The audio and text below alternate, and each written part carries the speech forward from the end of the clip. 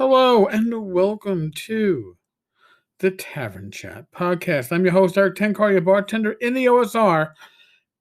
And I was going through my digital copies of Dragon Magazine because I got it into my head that I wanted to go and actually start covering the progression of first edition, how it was described in Dragon. And I got distracted. I must admit. I mean, wasn't my intention. But I got distracted with issue 30 of The Dragon. And it's because of Tim Kask's article / editorial. And I think it's, it's more appropriate than I would have thought. And I think we're gonna hear this and you go, I know that story. I'm gonna make some comments on it too.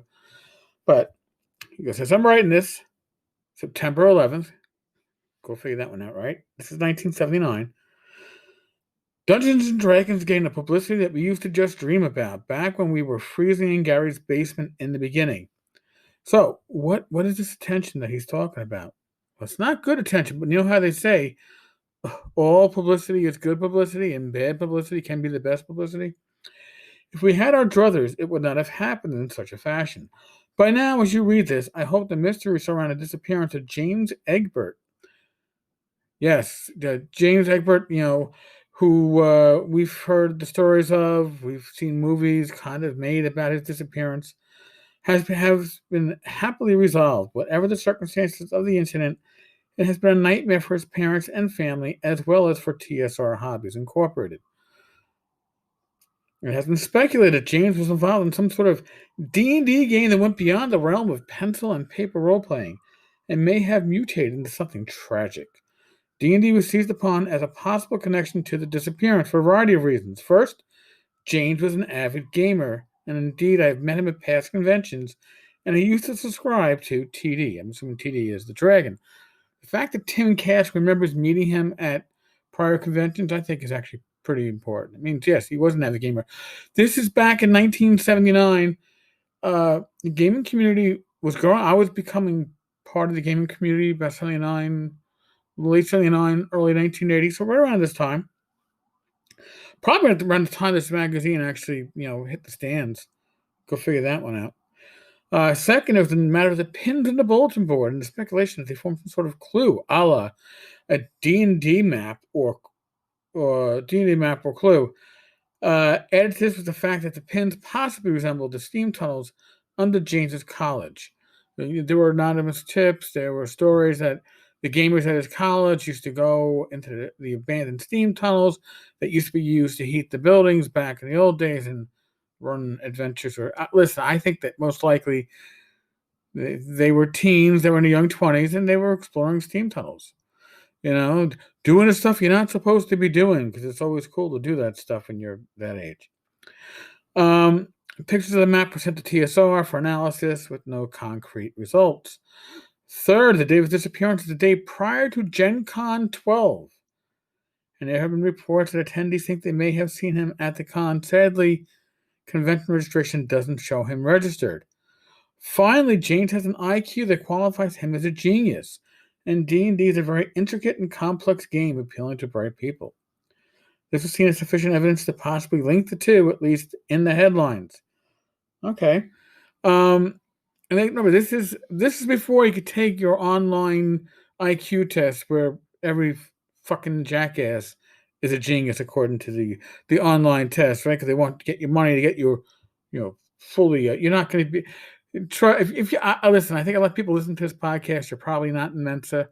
If you are, please leave me a message. I'd love to know which of my listeners are in Mensa, but neither here nor there. The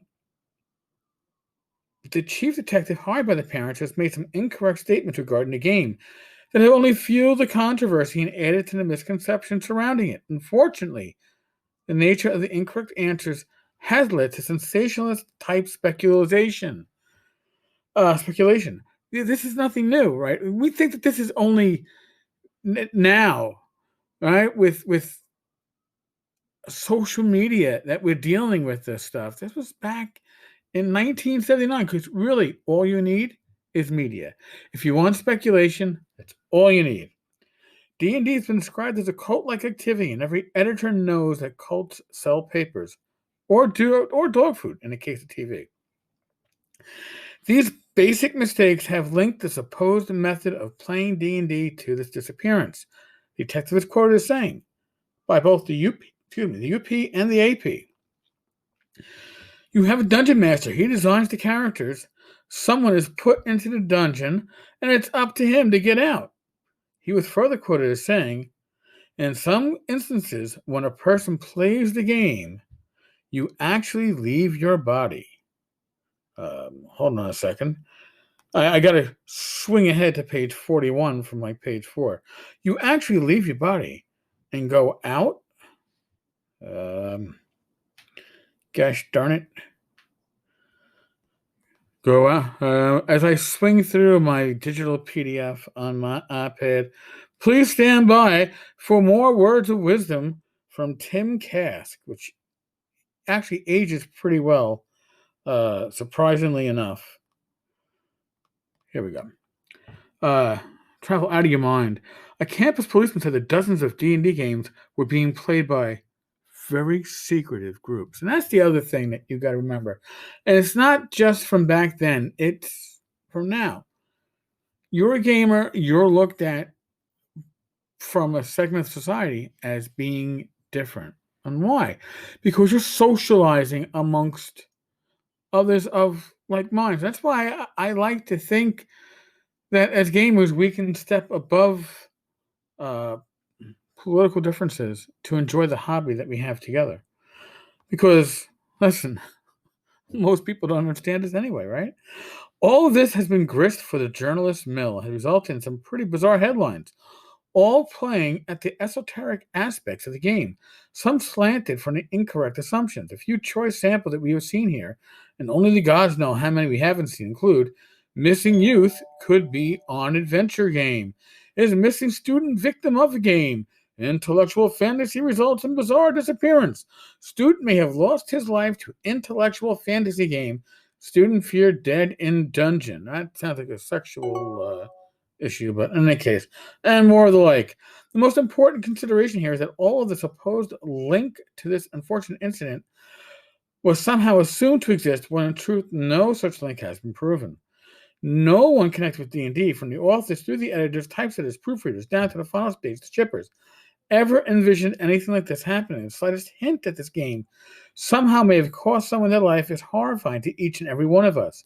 If this is true and the worst fears are realized when the mystery is resolved, something is drastically wrong. If change is located and all ends happily, the amount of suffering and grief has certainly been disproportionate. If the worst is true, let it serve as a painful and sad lesson to all of us that play games.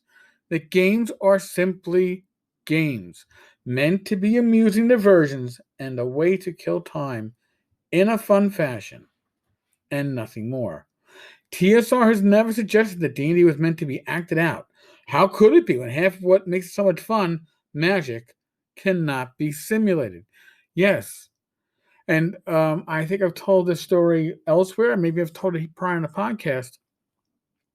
My mother's aunt, my grandmother's sister, Aunt Norma, Sister Camilla, was a Catholic nun.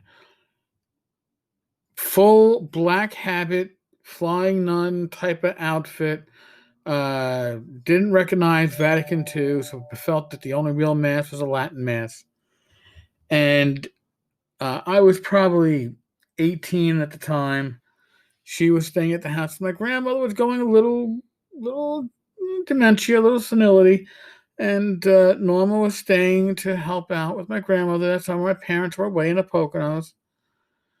And it was a hot night, and the only AC in the house was downstairs in my parents' living room. And my room was upstairs, but I went downstairs to my parents' living room to sleep in the AC because I could. And Norma, who wore her coif and layers of clothing no matter how hot it was, couldn't sleep. So she decided to go to my room and be the nosy body. God bless your soul.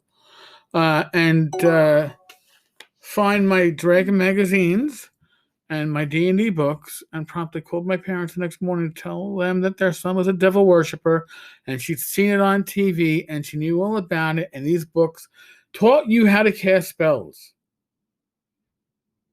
My parents were understanding. All they asked is that until they got back from PA, if I could play other games like Traveler, that were not fantasy, that were science fiction, and therefore wouldn't fall within the umbrella of my Aunt Norma, super Catholic nun, calling down the wrath of God on me. And that was the era. If those of you who have not grown up with that, and looking at the demographics of my listeners, most of us have grown up in this time period. You won't remember the negative publicity that Dungeons and Dragons got, but that negative publicity meant that as a teenager, you wanted to play it. Certainly. It became that forbidden fruit. And as Tim said at the beginning of the article, this was attention and publicity that they only dreamed of. And it's unfortunate that it's because the community at the time, Lost a Gamer, had nothing to do with Dungeons and Dragons. I actually should do an episode just talking about this more in depth. But I just think it's a good insight into the time, the late 70s, the early 80s. This was huge. Dungeons and Dragons was the devil's work, and it was causing people to commit suicide. Listen, your problems are a lot deeper than a game if you are contemplating suicide. And that's something that shouldn't be blamed on a game. It shouldn't be blamed on other people. That's something that comes from your own internal issues or imbalances or such. But this was a major story for the time, and I felt like I came across it when I was looking through some of the Dragon magazines. I was like, that article was like, oh, this is, and if you know Tim Kask, and you read it in the Tim Kask voice, or you listen, you hear me reading it, and you just think of Tim Kask instead saying it. It carries some extra weight. Folks, thank you. Thank you for listening. Thank you for being part of this community. Every Thursday night on the Tenkar's Tavern Discord server, we do a hangout. It is in the room we call the Speakeasy. And we do about an hour and a half, 2 hours, sometimes longer, talking gaming and geek stuff and all that fun stuff, trying to connect with each other and get away from many of the real world issues that are around us. So that is 9 p.m. Eastern on Thursday nights on the Tenkar's Tavern Discord server. Tomorrow night on youtube.com/Eric Tenkar, myself and Glenn Hallstrom, Old Man Grognard. We're going to be kicking off the Dungeons, Dragons, and Discourse. Or Discord. Oh, man, now I feel we actually... Oh, shit. Dungeons, Dragons, and Discord. Yes. Okay, I'm confusing myself. In any case, we're kicking that off tomorrow night, 8 p.m. Eastern, youtube.com/Eric Tenkar. Listen, subscribe to the channel. If you subscribe, make sure you hit the notification bell, because I've heard it doesn't always notify folks. Again, when in the midst of the world of COVID, please use your common sense. The cat's causing trouble in the background. You can't protect others if you're not protecting yourself. Be safe, be well. God bless. Roll those dice. And I will talk with you all, along with Glenn, God willing, tomorrow, and that will come up on the podcast side on Saturday. On the podcast side, Rich and I will be doing an episode of Gamer's Health. All right, folks. On that note, I'm out of here.